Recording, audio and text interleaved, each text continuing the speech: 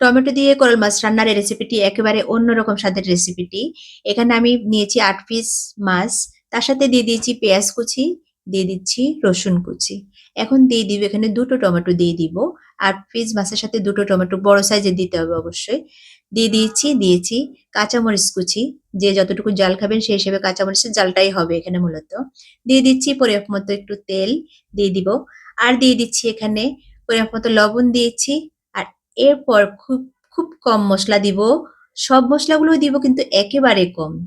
দিয়েছি সামান্য পরিমাণ হলুদ গুঁড়া, খুবই সামান্য পরিমাণ মরিচের গুঁড়া, সামান্য পরিমাণ জিরার গুঁড়ো দিয়েছি। সব মসলা দেওয়া শেষ। এখন আমি জাস্ট ঢাকনা দিয়ে রান্না করব। টমেটো থেকে যে পানি বের হবে সে পানি দিয়ে কিন্তু আজকে রান্না হবে। এখানে কোনো পানি এড করব না। টমেটো থেকে চুলাটা একদম কমিয়ে দিয়ে আস্তে আস্তেই রান্না করতে হবে। উল্টিয়ে দিতে হবে একটু পর পর। টমেটোটা গলে যে পানিটা বের হবে সে পানিটাই আজকে রান্নাটা হবে মাছটা।